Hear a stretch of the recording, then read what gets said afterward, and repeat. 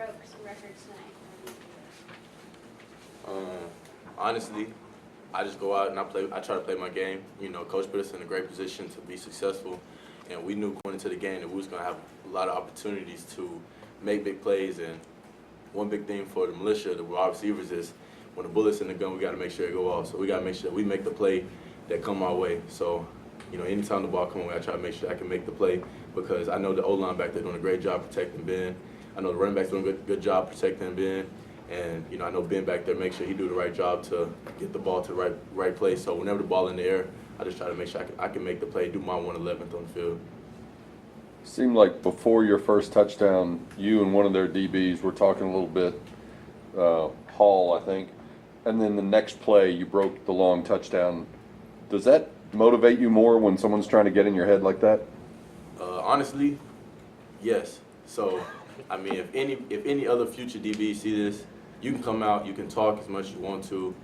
I just use it as fuel. You're not gonna get too much from me, but just know I'm gonna use it as fuel, and you're gonna have to feel it. So. I try not to, you know, get too wrapped up in that stuff, and you know, the personal foul close to the end of the second quarter, I think, something like that. You know, that's out of character, and whether, you know, it's all a judgment call on the official, whether I thought there wasn't or not. You know, I got to make sure that I don't put myself in those situations to be, you know, for it to even look like that. So I try not to, you know, let those type of things happen. But I know each week, you know, each DB corps going to try to do something different. You know, it's an all psychological battle because, you know, everybody know the game is 90% mental, 10% physical. So, you know, I know a lot of DBs going to try to come out there and do those things. And for me, I use it as fuel, and I just, you know, take it in stride and go and do my best with it. Kyran, after they scored on their first two drives, you guys kept them in check and rattled off 38 straight points. What kind of adjustments did you all make defensively to hold their offense down for a while after that?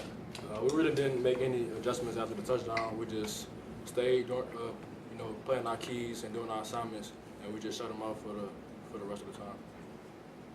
They had two guys last week ran for over 100 and another one within a couple of yards, and you held them pretty well in check.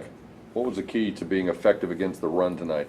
Really just everybody, you know, during their assignment, you know, playing their gaps and not getting out of, you know, if you have to contain, not getting out of contain and try to do somebody else's job. So everybody's just doing their job, and we stopped the run. Courtland, what did you see out of Ben Hicks tonight?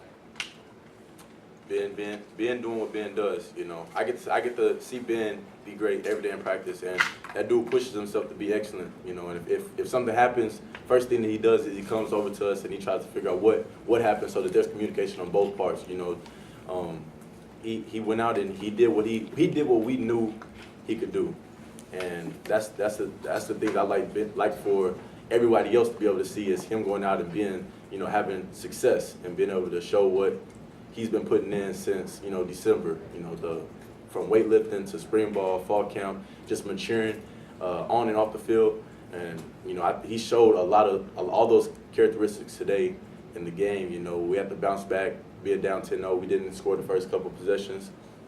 Then there was a pick. Well, no, they dropped it.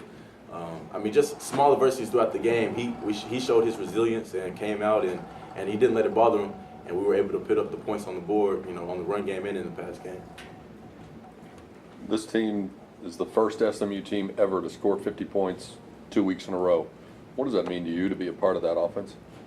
I mean, we've been telling everybody that we have that firepower and we have that depth, and it's not going to stop here. You know, we're only going to get better each week, and that's what Coach always pushes us, that we got to be better next week than we are right now, and that's what we're going to do. You know, we're not going to slow down, and to be able to say that we're a part of that, you know, we don't get really wrapped up in the numbers, but to be able to say we're a part of that is great. You know, Coach always tells us we're going to have a lot of firsts here, you know, and this probably is going to be the last first in this program. So we're just going to take it and keep moving forward.